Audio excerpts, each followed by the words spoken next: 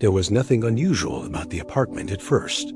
Third floor, quiet Los Angeles street, beige walls, clean lines.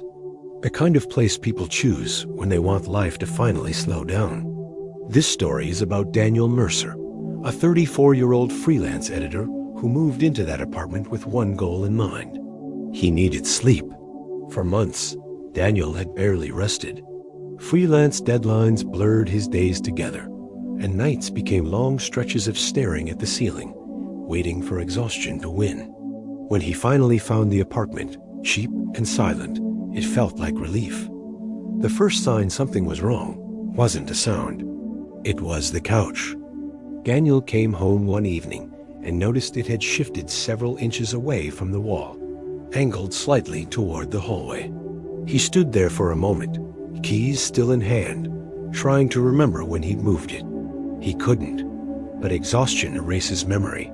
He pushed the couch back and told himself it meant nothing. The next morning, the dining chair was no longer tucked in. It faced the bedroom door, perfectly centered, as if someone had placed it there on purpose. Daniel laughed nervously, made coffee, and went about his day.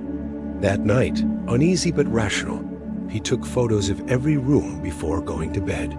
When he woke up, 3 things were different.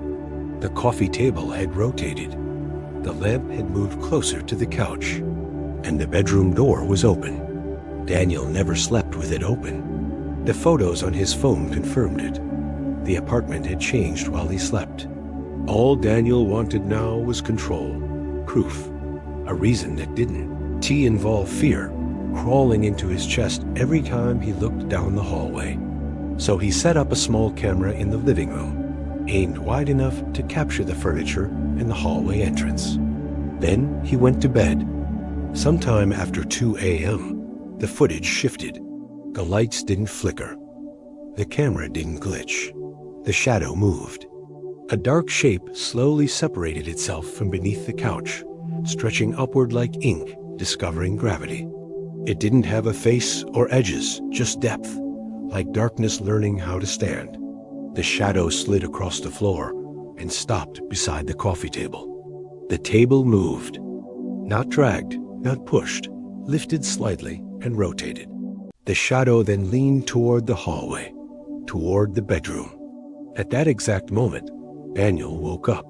He felt pressure on his chest, firm but weightless, like something kneeling without mass. He tried to sit up, but couldn't. In the dim light, he saw something wrong on the wall. His shadow was standing. His body was not. The shadow raised its arm. Daniel's arm lifted with it. He tried to scream. His mouth opened. No sound came out. The furniture in the bedroom began to shift slowly, deliberately. The dresser moved closer to the bed. The chair turned to face him. The bed creaked, pressed down as if something invisible leaned over him. Then the shadow stepped forward and merged with him. Daniel felt something settle inside his body, like a hand slipping perfectly into a glove. His fear faded, replaced by a cold, unfamiliar calm. A thought entered his mind that wasn't his own. You won't need this space anymore. The next morning, neighbors reported strange noises during the night, furniture scraping over and over, careful and precise. When police performed a wellness check, the apartment was spotless. No sign of struggle, no sign of Daniel Mercer. The furniture, however, was arranged differently than the photos in the lease records. More symmetrical, more intentional. Daniel's phone was found on the kitchen counter. On it was one final video. The footage showed the living room at night. A shadow on the wall, adjusting a chair. It paused, then slowly turned toward the camera. The shadow raised a hand, and the recording stopped from the inside.